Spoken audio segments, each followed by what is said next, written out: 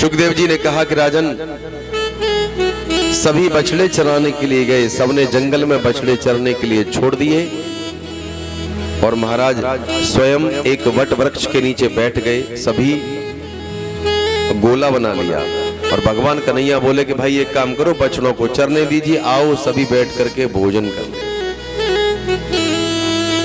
अपना अपना भोजन खोल लीजिए।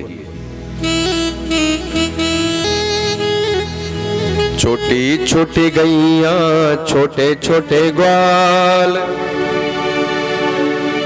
सभी गाएंगे, छोटे बालक गाएंगे कीर्तन। छोटी छोटी गैया छोटे छोटे ग्वाल, छोटी छोटी गैया छोटे छोटे ग्वाल, छोटो तो मेरो मदन गोपाल, छोटो तो मेरो मदन गोपाल। छोटी छोटी छोटी छोटी छोटी छोटी छोटी गैया छोटे छोटे ग्वाल, छोटी छोटी गैया छोटे छोटे ग्वाल, छोटो तो मेरो मदन गोपाल, छोटो तो मेरो मदन गोपाल।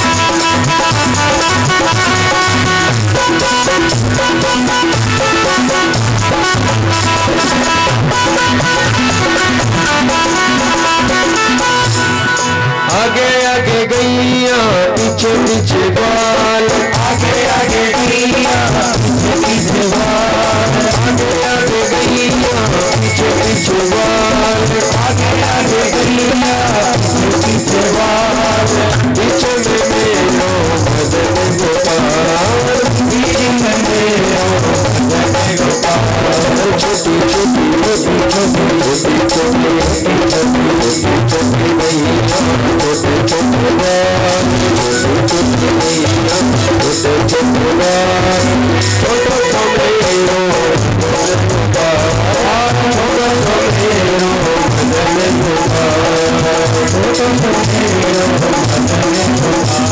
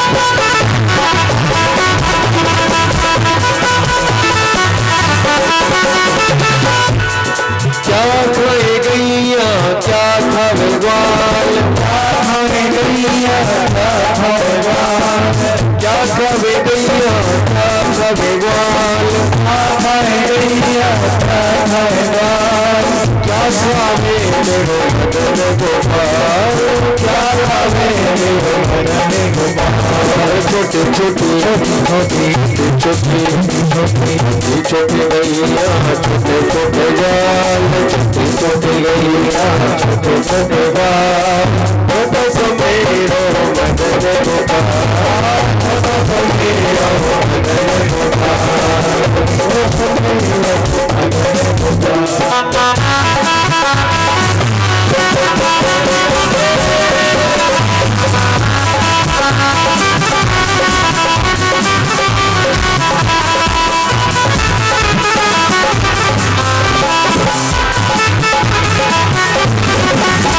Bye.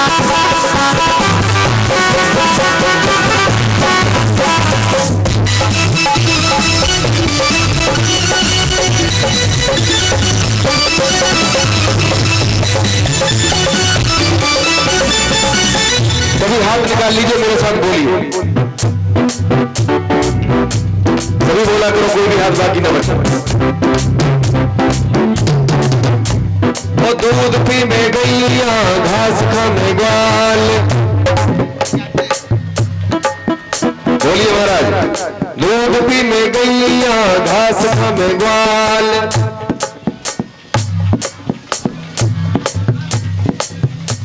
हैं? क्या हो गया?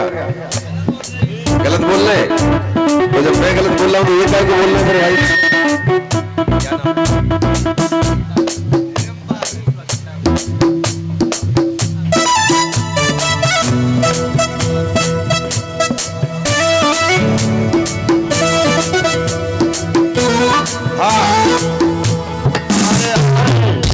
श्री रजनीश बघेल दावनी निवासी ब्रह्मा जी आए तो उन्होंने क्या देखा? भगवान कृष्ण सभी के साथ बैठ करके वन भोजन कर रहे हैं, सखाओं के साथ बैठ करके।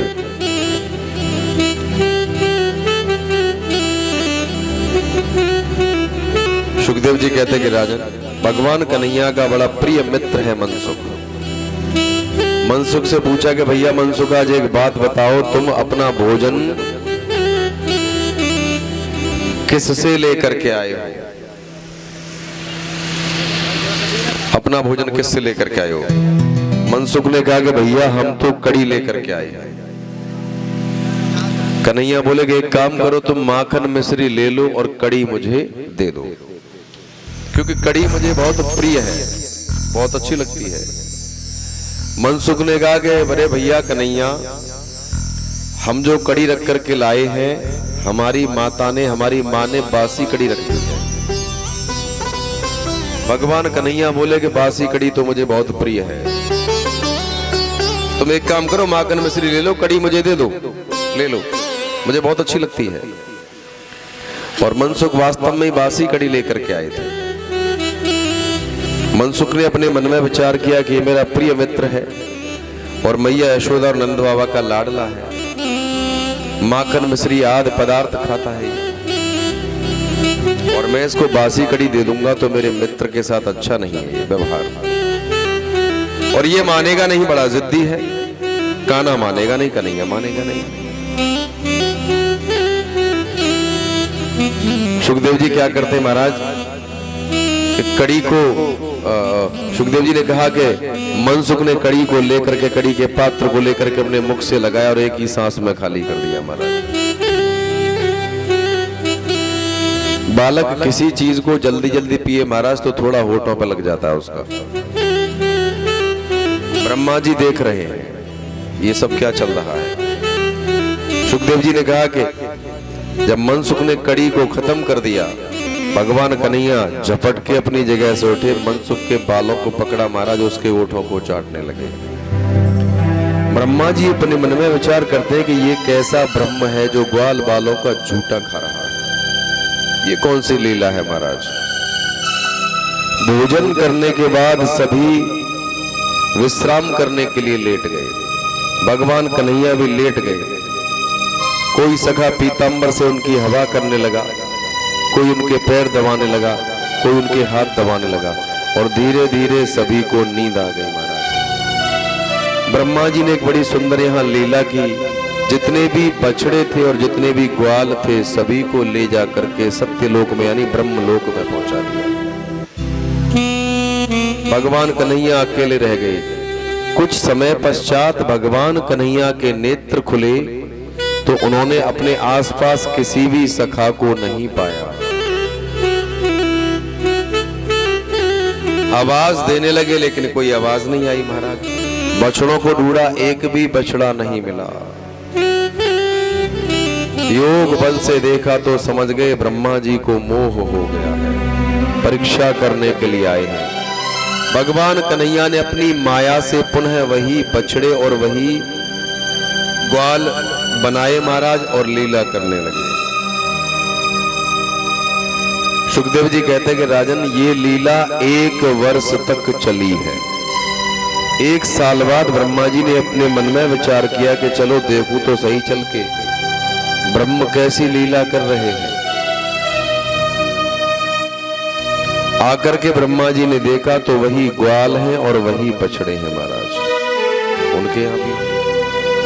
वे समझ गए कि ये परम ब्रह्म है, लीला कर रहे हैं। और वास्तव में विद्वज्जन कहते हैं कि भगवान भक्तों को आनंद देने के लिए अवतार लेते हैं महाराज। लगे हाथ सफाई तो घर की करते जाते हैं। बोले आनंद कंद भगवान की जय। ब्रह्मा जी पूजन का थाल सजा करके आए, भगवान से क्षमा याचना की, हे प्रभु मैं आपकी महिमा को नहीं जानता हूं, क्षम होनाथ सब अवगुण मोरे। बड़ी सुंदर स्तुति की महाराज ब्रह्मा जी ने।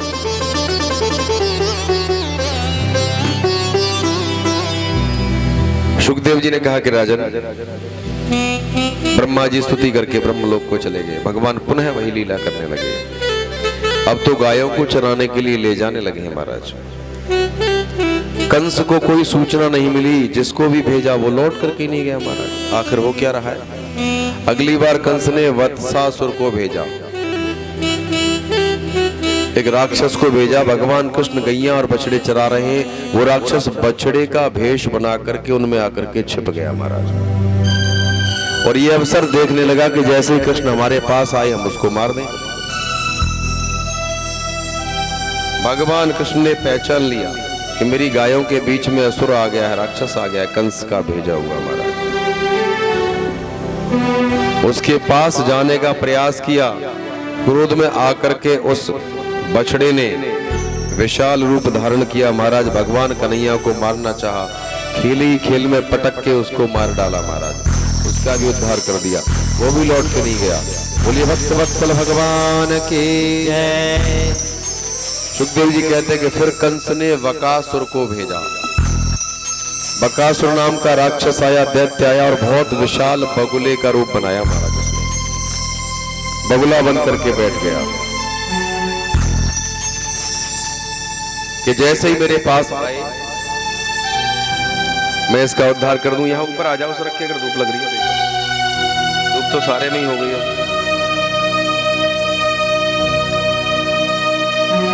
बकासुर का भी महाराज भगवान कन्हैया ने उद्धार कर दिया। सुखदेव जी कहते हैं कि राजन, अब कंस के कहे अनुसार, कंस की आज्ञा के अनुसार अघासुर चले हैं महाराज।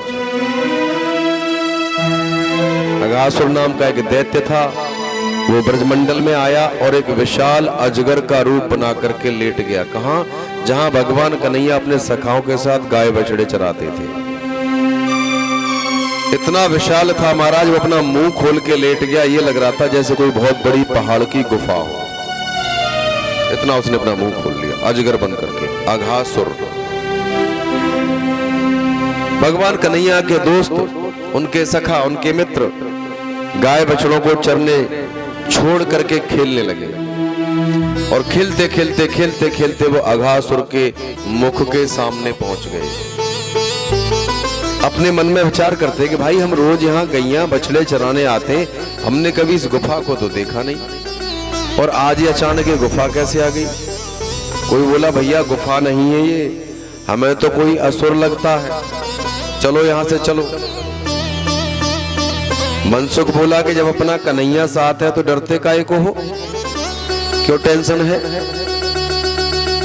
मुझे क्या काम दुनिया से, मेरा तो कृष्ण प्यारा है। एक दो सखा बोले कि भैया एक काम करो, इसके अंदर चल के देख करके आते हैं ये कौन है क्या है। एक ने कहा कि नहीं नहीं नहीं भाई, हम इसके अंदर नहीं जाएंगे, ये कुछ भी धोखा हो सकता है।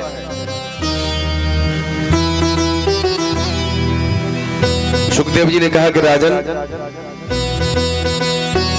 फिर पुनः कुछ सखाओं ने कहा कि नहीं नहीं भाई, जब अपना कन्हैया साथ है तो डरते काहे को हो। अरे कितने राक्षस अब तक आए, कन्हैया ने सबको निपटा दिया, आपने कान्हा से बलवान थोड़ी है ये, चलो अंदर चल के देख के आते हैं कौन है क्या है।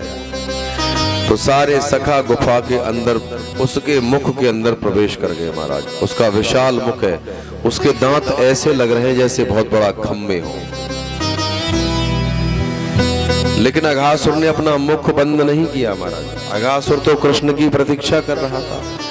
कुछ देर बाद सुखदेव जी ने कहा कि कुछ देर बाद भगवान कन्हैया अपने सखाओं को खोजते खोजते अघासुर के मुख के सामने आ गए और अंदर उसके पेट में कौन प्रवेश कर गए? सारे सखा अंदर घूम रहे पेट में अघासुर के। इतना बड़ा उसका पेट है महाराज, अंदर अंधेरा सा भी है। कन्हैया समझ गए कि यह अघासुर है। सुखदेव जी कहते हैं कि राजन, भगवान कन्हैया भी अघासुर के मुख में प्रवेश कर गए।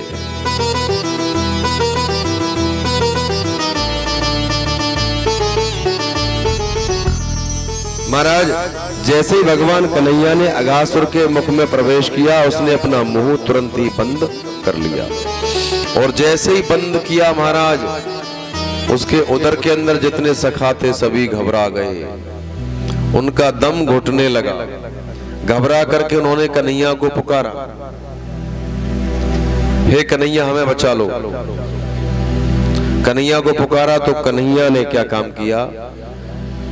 कृष्ण ने क्या काम किया कि अपने शरीर को बढ़ाना प्रारंभ किया महाराज, विराट स्वरूप धारण किया। सुखदेव जी कहते हैं कि कन्हैया ने, भगवान कृष्ण ने अपने शरीर को इतना बढ़ाया कि अजगर का शरीर फट गया महाराज। अघासुर का भी उद्धार कर दिया। बोलिए भक्तवत्सल भगवान की जय। अघासुर भी लौट करके नहीं गया महाराज। अब कंस की तो चिंता बढ़ती जा रही है कि क्या करें। जिसको भेजा वो लौट करके नहीं आया महाराज। क्या करना चाहिए, क्या नहीं करना चाहिए? सुखदेव जी कहते हैं कि राजन, एक बार की बात है, शाम का समय था महाराज। नंद बाबा अपने महल की चौपाल पर बैठे थे। एक ग्वाल रोता हुआ आया और बोला कि बाबा, आज मेरी गैया ने काली देह पर पानी पीने का प्रयास किया। थोड़ा सा ही जल पिया था कि गैया जल पीते ही तुरंत मर गई महाराज। यमुना में कालिया नाग के विष का प्रभाव बढ़ता जा रहा है।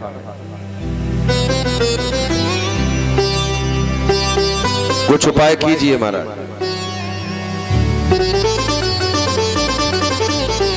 और भारत में भी नागों के विष का प्रभाव बढ़ता जा रहा है महाराज। यदि इन नागों को नहीं पकड़ा तो भविष्य बहुत अंधकारमय है महाराज। ये खतरे का संकेत है। अभी नहीं जागे तो बहुत बड़ा खतरा आपके सामने आने वाला है, आने वाली पीढ़ियों के सामने। भगवान कन्हैया खड़े खड़े पास में सुन रहे थे। मैया यशोदा का पल्लू पकड़ रखा था और बोले अपने मन में कि हे कालिया नाग, मैं ही तेरा उद्धार करूंगा, चिंता मत कर। और एक दिन भगवान कन्हैया ने अपने सखाओं को लेकर के यमुना के किनारे जाकर के गेंद खेलने का खेल रचाया महाराज। यमुना के किनारे सुखदेव जी कहते हैं कि गेंद खेलते खेलते उन्होंने किसी बहाने से गेंद को यमुना में फेंक दिया। एक उनके सखा की गेंद थी, वो सखा भड़क गया कि मुझे तो वही गेंद चाहिए, वही ला करके कुछ भी करो। तो भगवान कन्हैया गेंद निकालने के बहाने से काली देह पर यमुना में कूद गए। अंदर जाकर के देखा तो एक विशाल नाग जिसके 5 फण है महाराज। कालिया नाग विशाल है, सो रहा है। नाग पत्नियां पहरा दे रही हैं।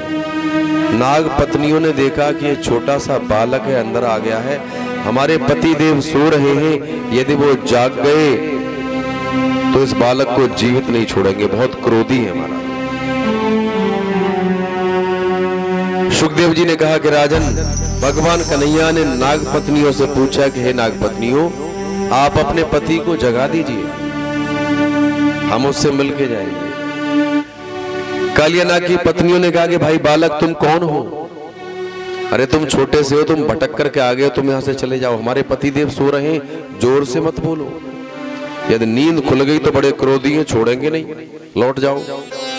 कन्हैया बोले कि जगा तो दो, मैं उससे ही मिलने के लिए आया हूं भाई, से मिलके ही जाऊंगा। नाग पत्नियों ने कहा कि हे बालक, तुम्हारी माता के अकेले हो क्या? बड़े सुंदर हो, सलोने हो। तुम्हारी माता तुम्हारी प्रतीक्षा कर रही होंगी, तुम्हारे पिता देख रहे होंगे। जाओ अपने घर, चले जाओ। हम तुमसे बार बार कह रहे हैं बालक यहां मत रहो, हमारे पति अत्यंत क्रोधी हैं। भगवान कन्हैया ने कहा कि जगह दीजिए, मैं मिलकर के ही जाऊंगा। नाग पत्नियों ने मना किया। सुखदेव जी कहते कि राजन, भगवान कन्हैया ने आगे बढ़ करके उछल करके कालिया नाग की पूंछ पर अपने पैर का प्रहार किया। हमारा प्रहार होते ही कालिया नाग जाग गया। आंखों में क्रोध के शोले हैं महाराज। फन को फैला करके खड़ा हो गया, फुफकार मारने लगा, क्रोध में है और झपट्टा मार करके भगवान कन्हैया को अपनी कुंडली में लपेट लिया महाराज। दोनों में युद्ध होने लगा। सांप जब किसी को मारता है तो अपनी कुंडली में लपेट लेता है महाराज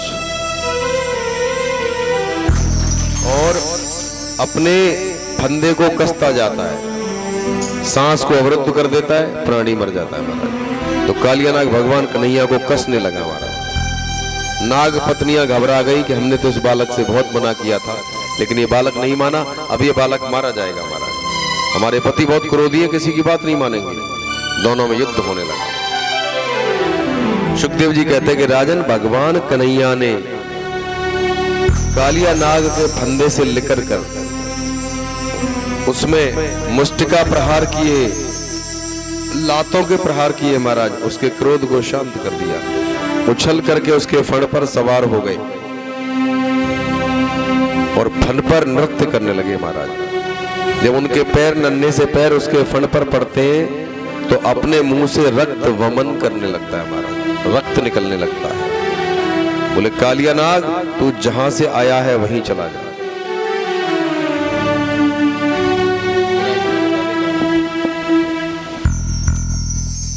बढ़ा लो इसके। भगवान कन्हैया उछल के फन पर सवार हुए, कालिया नाग के फन पर नृत्य कर रहे हैं महाराज। जैसे ही उछल के उसके फन पर लात का प्रहार करते हैं तो वो रक्त वमन करने लगता है, बूंदें जल में बिखर जाती हैं महाराज। बोले वृंदावन बिहारी लाल की जय। जरा इतना बता दे गाना, तेरा रंग काला, जरा इतना बता दे गाना, तेरा रंग काला,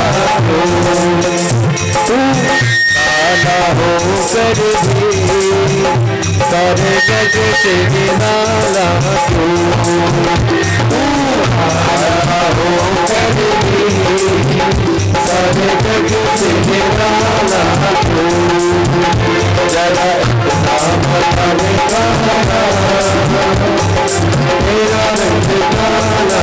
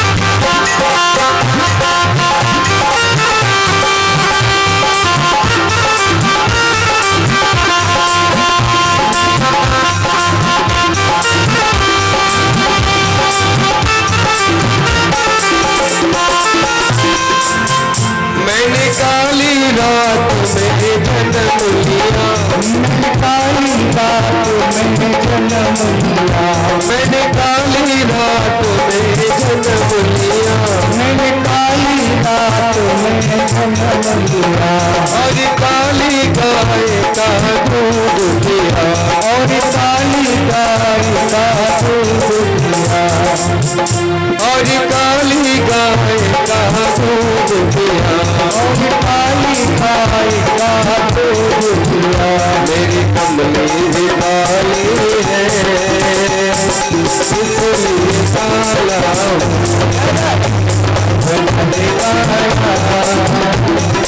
तेरा रंग काला।